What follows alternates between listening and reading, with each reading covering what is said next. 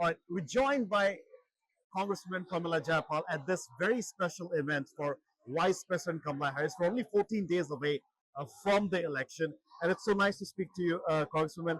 First things first, tell us about this event. Why are you here in Pennsylvania? Yeah, well, this is an event that's being put on by Indian American Impact. And as you can see, they ceased aside. This is about the fact that Indian Americans in Pennsylvania and in other states, swing states, are the margin of victory. So in Pennsylvania in 2020, Joe Biden won by about 100,000 votes. There are 150,000 Indian Americans in Pennsylvania who are voters. If we can turn every one of those voters out, we can make sure we win Pennsylvania. And if we win Pennsylvania, we win the country, and Kamala Harris becomes the next president of the United States. So that's what this amazing event is about. And I'm here because I've logged about 20,000 miles campaigning for Vice President Harris because I believe the threat is so deep and the opportunity is so great. And I want to make sure she becomes our next president. Now, everybody knows that it's about the independent voters right here in Pennsylvania. What would you tell those independent voters? Why should they vote for Kamala Harris? Well, the interesting thing is it is about independent voters, but it's also about juicing our base, as we say. So if we know that Indian Americans turn out 80-90% for Democrats up and down the ballot. If we can get Indian Americans to turn out and vote, if every Indian American voter in Pennsylvania voted, that would put us over the margin of victory. So I would say to independents, just as I would say to our base, this is a crucial election. We have a man who wants to be dictator on day one, who has said that. He has a plan that includes what he did in his first term, denationalizing people who have already become U.S. citizens. This is a man who instituted the Muslim ban. This is a man who wants to give tax cuts to the wealthiest and take it from the middle class. This is a man who doesn't care about small businesses. He cares about those big corporations versus a woman who is incredibly qualified and who wants to help small businesses succeed, who wants to give tax cuts to middle-class Americans, who respects immigrants because her mother and father were also immigrants to this country, and who wants to move our country forward together. We do not want to go back.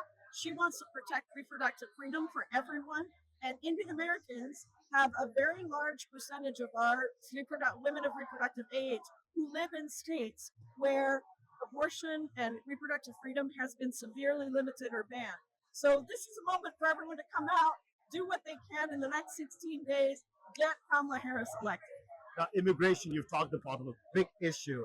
We spoke to Congresswoman Tulsi Gabbard, and she said on the record, and her question was, what has Kamala Harris and Biden done for immigrants? How do you respond to that? Oh my gosh.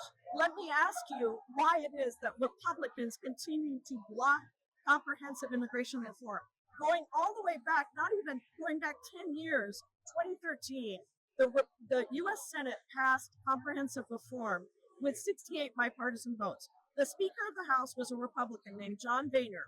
And when it came to the House of Representatives, John Boehner refused to bring it to the floor for a vote because he knew it would pass. And Republicans have delighted in making immigrants their demon, demonizing xenophobia, racist language. And just recently, there was a bipartisan border bill, which I have some quabbles with, but a bipartisan border bill drafted by the third most conservative U.S. Senator in the United States Senate, a Republican. And they had agreement to pass it, but who told them not to?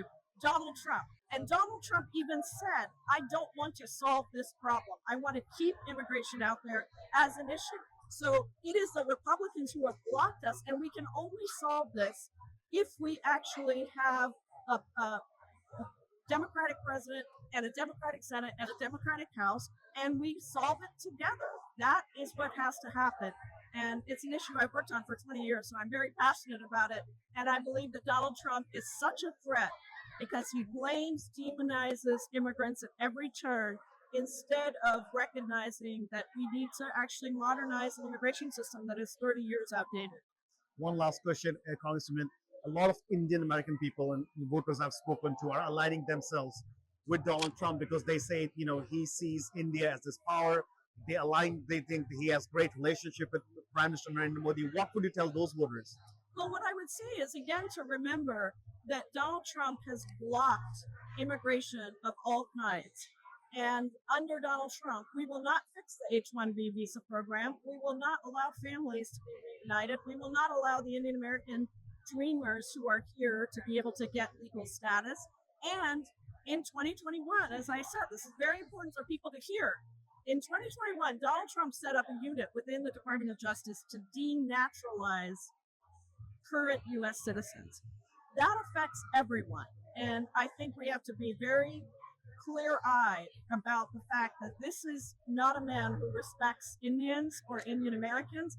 He may speak big things, but let's look at what he's done and what his policy platforms have been, and they have not benefited Indian Americans. Does that mean he can denationalize every U.S. citizen? It does. That's what he set up, is the ability. There was a unit within the Department of Justice set up in 2021.